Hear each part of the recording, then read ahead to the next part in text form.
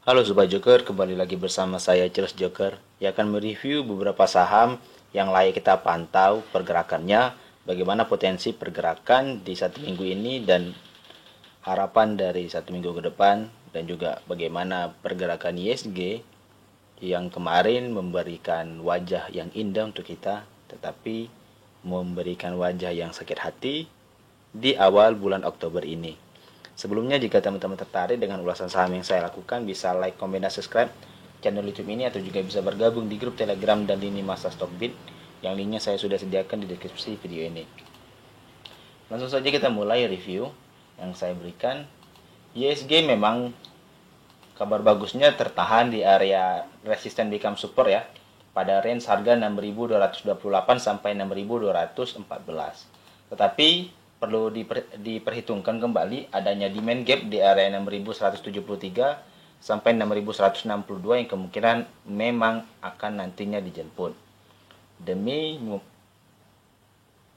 untuk bullish nantinya tidak ada gangguan lagi. Jadi demand gap ini memang harus dilunaskan. Kalau kita lihat dari MACD dan RSI cenderung mengatakan bahwa akumulasi dari indeks di satu minggu hari ini sudah cukup bagus. Namun ditutupnya hari Jumat ini dengan penekanan distribusi yang cukup besar ya, hampir 1%, itu menandakan bahwa memang masih ada sentimen-sentimen yang masih mengganggu pergerakan ISG nantinya. Jadi harapan besar kita sama-sama memang indeks akan kembali bullish dengan catatan kalau bisa area gap akan ditutup ya. Baik, review saham swing trade kita yang pertama adalah saham BBRI.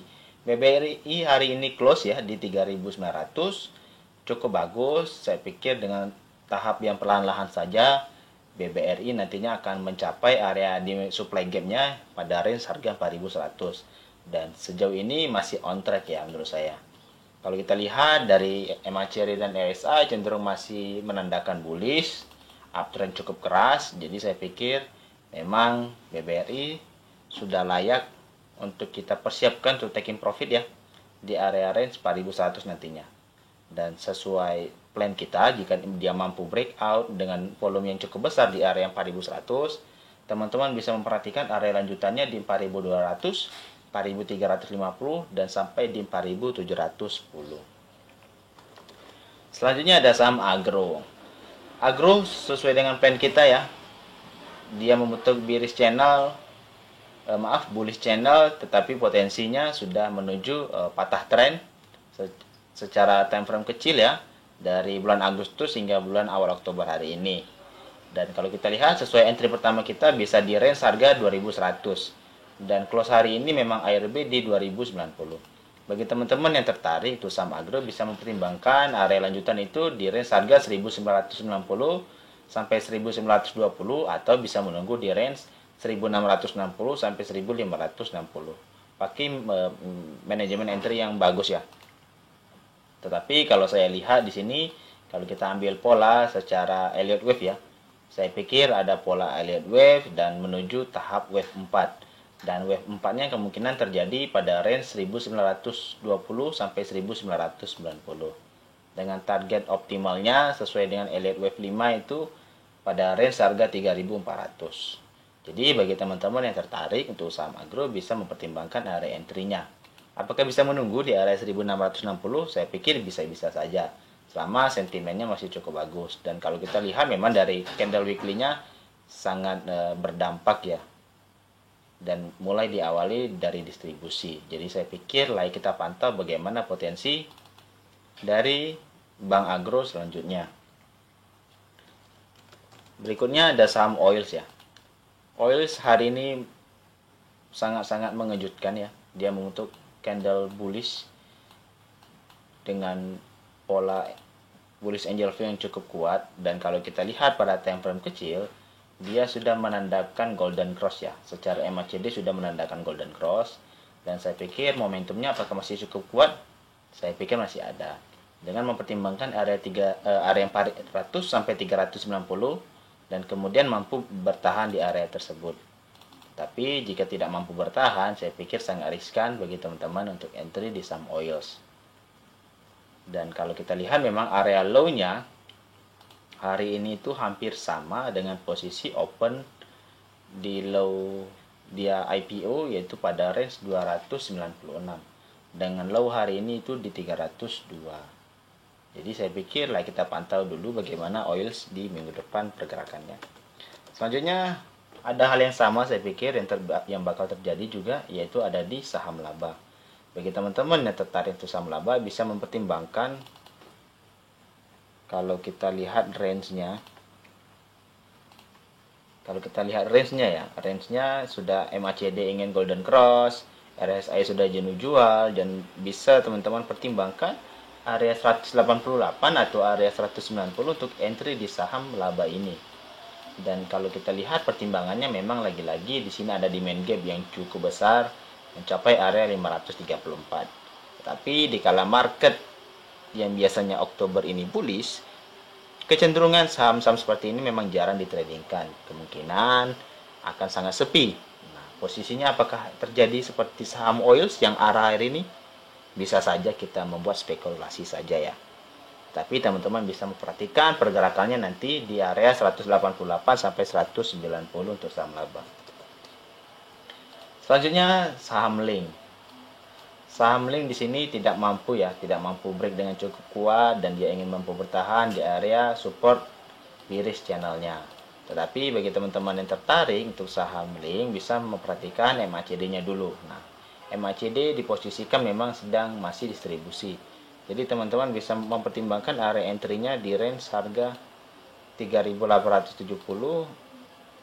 dan pada range harga 3.790.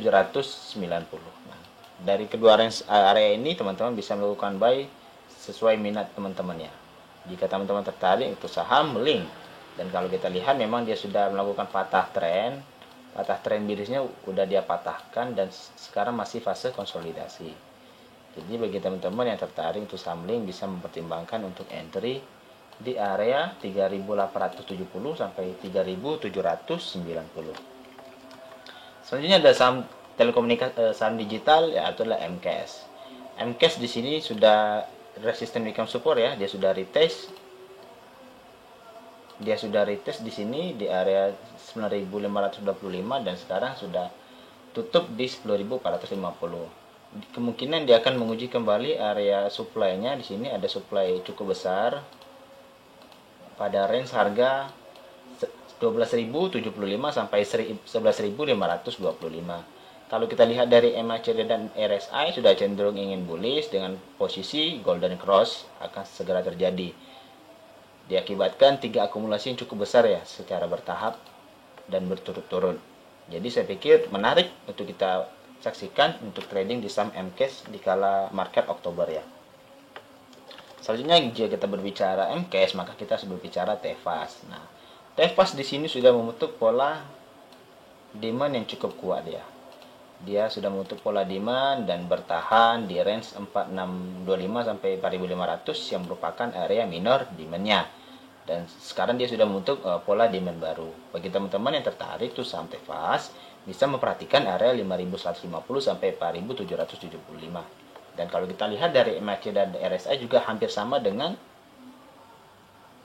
MKS. Nah, ingat tetapi saham ini saham tidak liquid ya. Jadi teman-teman bisa memaksimalkan money manajemennya untuk entry di saham TFAS. Kita akan lanjut kepada saham konstruksi untuk updating ya. Bagi teman-teman yang memiliki saham konstruksi, Adi Karya sedang menguji area supply-nya pada range harga 1085 sampai 1055. Bagi teman-teman yang tertarik atau belum entry di saham Adi Karya, bisa memperhatikan area ini untuk entry dengan catatan dia mampu breakout, kemudian dia akan meretest kembali area ini sebagai area demand yang cukup kuat. Dan kalau kita lihat dari MACD dan RSI sudah cenderung uptrend cukup kuat ya. Apakah seharusnya akan terjadi koreksi? Mari kita simak bersama dulu ya. Dan secara pola masih kita coba samakan di posisi Oktober dan bulan September di awal kemarin ya. Jadi saya pikir kita pantau dulu Adi Karya untuk selanjutnya. Lalu ada Wijaya Karya, Wika, saham Wika juga memiliki pola yang sama, namun sedikit berbeda karena dia sudah break bullish di area 1660 dan sudah menguji area supply kecilnya di range harga 1245. Lagi-lagi dia akan menguji kembali ya di area 1365 merupakan minor supply lanjutan dengan sesuai taking profit di 1525 sampai 1620. Bagi teman-teman yang sudah mengikuti saham Sobat Joker, sudah mengetahui ya, dua saham konstruksi yang saya miliki adalah Adikarya dan Wika. Dan posisinya memang sudah area entry yang sudah kita calling sejak awal pembahasan konstruksi. Jadi teman-teman yang sudah floating profit, selamat dan bisa memperhatikan area taking profit kita di 1500 sampai 1600. Apakah ada peluang kembali menuju area 2200? Saya pikir masih ada saja, tetapi mari kita simak bersama bagaimana potensi ISG untuk bergerak dan bagaimana penanganan COVID-19 untuk mendukung pembangunan konstruksi nantinya tidak terhalang lagi. Selanjutnya ada saham Waskita. Waskita di sini posisinya sudah membentuk pola cup and handle sini, cup and handle kecil dan sudah break dengan cukup kuat pada range 965 sampai 925 dan dia sudah membuat base demand cukup kuat pada range 855 sampai 810. Nah, bagi teman-teman yang sudah memperhatikan saham Waskita dan tertarik bisa mempertimbangkan area 955 sampai 925 ini untuk taking profit sementara ya. Dengan catatan jika dia tidak mampu bertahan di area ini. Tetapi jika dia mampu bertahan dan cukup kuat melanjutkan kenaikannya, teman-teman bisa memperhatikan area 1080 sampai 1140 untuk area minor supply-nya. Dengan catatan lagi-lagi ada taking profit ya di area 1345 yang cukup kuat. Di mana di sini sudah ada retest sebelumnya menjadi area demand tetapi jebol dikarenakan sudah 3 kali pengujian. Jadi saya pikir layak pantau dulu bagaimana taking profit di area tersebut. Apakah sampai atau tidak. Karena butuh tenaga juga di area break bullishnya di 1080 sampai 1140 ini. Kalau kita lihat dari MACD dan RSI memang cenderung sudah bullish dengan pasti ya. Jadi saya pikir kita lihat lagi bagaimana pergerakan di saham Waskita. Selanjutnya ada saham PTPP. PTPP juga melakukan hal yang sama ya dan sudah break di minor supply-nya di range harga 1130 sampai 1110. Kemudian dia akan menguji kembali ya area supply-nya di 1255 yang cukup kuat. Dengan mempertimbangkan di sini ada area base supply yang cukup banyak ya yang terjadi pada bulan April lalu. Jadi bagi teman-teman yang tertarik untuk saham PTPP bisa mempertimbangkan area 1130 sampai 1110 ini untuk entry jika teman-teman tidak memiliki posisi. Selanjutnya ada saham Friend ya. Lagi-lagi saham Friend menguji area demand-nya yaitu pada range 107 sampai 102. Jika terlalu sering melakukan pengujian, saya sangat riskan, kemungkinan besar dia akan turun ya menuju area 98 sampai 96. Bagi teman-teman yang tertarik tuh saham Friend bisa mempertimbangkan manajemen untuk entry-nya. Dari MACD dan RSI masih cenderung distribusi, jadi saya pikir masih cenderung ada pelemahan di saham Friend. Selanjutnya ada saham Kota ya, salah satu saham repo. Nah, di sini sudah memasuki area entry kita ya, sesuai dengan target yaitu pada range 144. Tetapi jika dia mampu breakdown ke bawah dengan cukup kuat, jadi saya pikir harus tetap dijaga juga. Teman-teman bisa ambil sisi stop loss di sini jika dia mampu break di area 133. Karena posisinya sudah sangat riskan, saya pikir ada potensi dia membentuk cup and handle atau double bottom. Tapi jika dia mampu bertahan di area 144 ini sangat menarik untuk kita saksikan ya. Dari MACD dan RSI sudah cenderung ingin akumulasi dengan volume distribusi sudah mengalami pelemahan di hari ini. Jadi saya pikirlah kita pantau dulu bagaimana saham Kota selanjutnya. Yang terakhir ada saham PMMP. PMMP di sini sudah masuk area entry kita dan sudah jebol ya di 436 sampai 430 dia sudah jebol menuju 426. Nah, minor demand yang akan dilanjutkan kembali kemungkinan besar ada di 408. Dan kalau kita lihat dari MACD dan RSI sudah cenderung masih distribusi kuat dengan target memang RSI sebentar lagi akan menuju area jenuh jualnya Jadi sangat menarik untuk kita pantau bagaimana potensi di saham PMMP untuk teman-teman swing di area 408 dan juga entry bisa mencapai di 384. Jadi saham-saham swing kita akan mulai muncul kembali di saham-saham yang baru. Jadi saham-saham swing yang sudah kita taking profit akan kita alihkan menuju emiten-emiten baru yang layak kita swing. Sekian dulu dengan ulasan saham yang saya lakukan. Jika teman-teman tertarik dengan saham swing trade atau day trade yang Sobat Joker berikan, bisa like, comment, dan subscribe channel YouTube ini, atau juga bisa bergabung di grup Telegram The Lini Masa Stockbit yang linknya saya sudah sediakan di deskripsi video ini. Saya ucapkan terima kasih.